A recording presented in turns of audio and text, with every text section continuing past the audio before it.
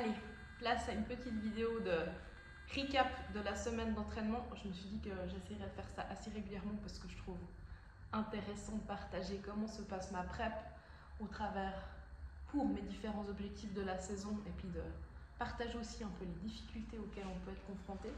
Donc je suis revenue de vacances depuis une semaine avec, donc pour rappeler la semaine passée, une semaine qui était plutôt une semaine de charge, donc un très gros volume d'entraînement où j'ai enchaîné environ 30 heures sur 8 jours, donc grosse semaine. Et puis du coup, reprise du travail avec forcément du coup une transition qui sont toujours intéressantes et importantes à négocier parce que d'un côté il y a forcément le load d'entraînement qui baisse, mais il y a un stress qui revient en plus, potentiellement plus de fatigue. Enfin moi je sais que je dors souvent pas assez quand je travaille, plus de charge mentale avec forcément l'activité professionnelle qui reprend et puis quand même des entraînements à manager, en sachant que le corps est encore, je trouve, sur la semaine suivante, dans une phase de récupération et d'assimilation de la semaine précédente. Donc il y a quand même si on deload un peu l'entraînement, un organisme qui est encore en train, on va dire, un petit peu de manger la semaine d'avant, donc avec un besoin peut-être de récupération, des besoins énergétiques, des besoins physiologiques de récupération qui restent quand même un peu plus haut qu'à la normale.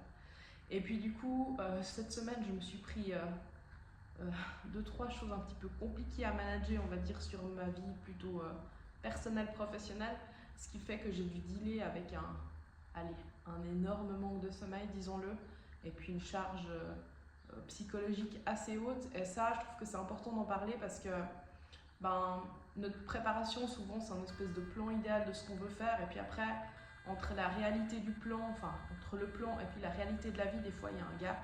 Et je trouve que c'est hyper important à prendre en compte parce que pour moi, le plan d'entraînement parfait, c'est celui que vous avez la capacité à assimiler et à supporter dans la durée. Et puis ça veut dire que typiquement, c'est bien joli de se dire je dois nager 3 fois par semaine, je dois faire 30 kg par semaine à vélo en course à pied, mais si tout d'un coup le corps ne répond pas positivement parce qu'il y a trop de fatigue pour une raison X, Y, Z, ou justement un déficit de récupération, finalement votre joli plan il n'est pas si joli que ça. Et puis donc ça demande toujours un petit peu d'adaptation. Et c'est pour ça que moi j'aime bien vraiment garder quand même une certaine souplesse dans ma planification. Alors je sais que même dans des phases comme ça de fatigue, pour moi c'est très important de m'entraîner. Pourquoi? Parce que l'entraînement pour moi c'est aussi, on va dire, ma soupape psychologique pour la vie de tous les jours. C'est vraiment ce qui me fait du bien, ce qui me ressource psychologiquement. Je sais que j'en ai vraiment besoin, donc je le garde. Par contre je sais que je dois avoir, on va dire, une manière de m'entraîner qui est un petit peu différente dans ces cas-là. Alors, bon, moi j'essaye d'utiliser de manière positive ces moments de fatigue en me disant que je peux un peu me servir de cette fatigue comme, on va dire, une espèce de répétition générale pour les moments un petit peu plus complexes de ma course. Je m'explique, comme mon 100 km va partir à 21h le soir, je sais que je vais avoir une nuit complète pour commencer ma course, donc je m'attends après 12 heures d'effort et en n'ayant pas dormi de la nuit à être fatiguée.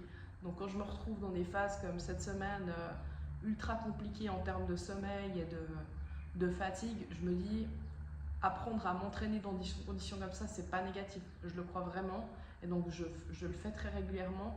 Par contre, je sais que ça me demande une attention particulière au niveau de mon corps parce que je suis plus à risque de blessure dans ces cas-là, et puis je sais aussi qu'il faut que j'aie un petit peu plus de tolérance, on va dire, en termes de performance. Ça veut dire que même typiquement hier, je suis allée m'entraîner au fitness.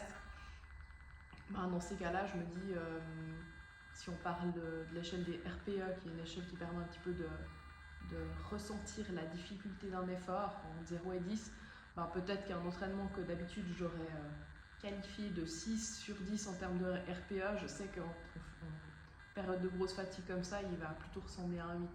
Donc vraiment, je sais quand même que dans une certaine mesure, je dois adapter un petit peu le load et les exigences que j'ai envers moi-même dans des semaines comme ça qui sont compliquées.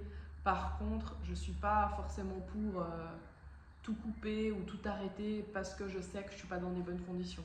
Après, ça c'est très personnel. Je pense que le sport en général demande, et je trouve que c'est top pour la vie en général, demande une très bonne connaissance de soi, de vraiment apprendre à comprendre son corps et son esprit et puis d'être à l'écoute de soi-même. Donc c'est vraiment toujours ce que j'essaie de faire. Mais par contre, effectivement, après un peu à chacun de sentir ses besoins et ses capacités. Voilà. Donc autrement, cette semaine du coup j'ai fait un peu moins de bike que prévu parce que j'ai quand même annulé une de mes séances. Et puis autrement j'ai eu un bon lot de course à pied donc c'était top. Et puis j'ai fait pas mal de dénivelé de nouveau. J'arrive je pense à facilement 3000 mètres cumulés de dénivelé sur la semaine, 1000, ouais, un peu plus de 1000 en course à pied en tout avec ma sortie trail de lundi. Et puis pas loin de 2000 en vélo.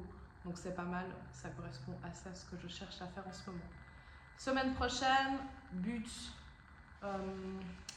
on continue le programme comme ça, donc mon but maintenant c'est vraiment d'essayer de tourner avec en tout cas une sortie de trail par semaine. Autrement c'est des séances sur route en termes de course à pied. Et puis je continue de travailler un petit peu sur le dénivelé à vélo étant donné que c'est, on va dire, pas mon point fort et que je veux le travailler. Et puis à côté de ça, j'essaie de garder donc à la fois mes séances de piscine qui sont pas forcément trop longues, mais le but c'est plutôt de les faire régulièrement pour vraiment un peu travailler ma technique. Je suis pas une nageuse très rapide, mais j'adore nager.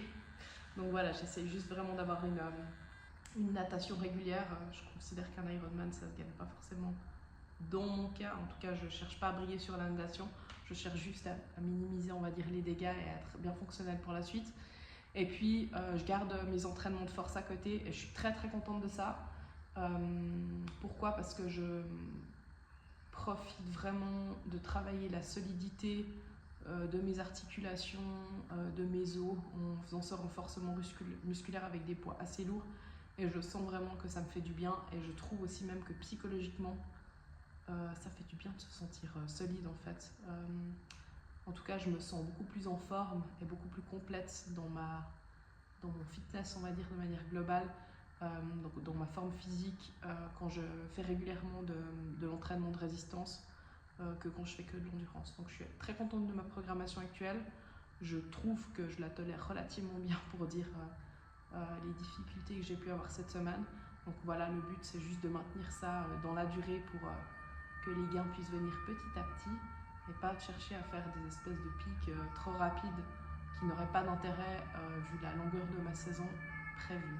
Voilà, c'est tout pour le moment et je vous souhaite à tous une bonne fin de journée.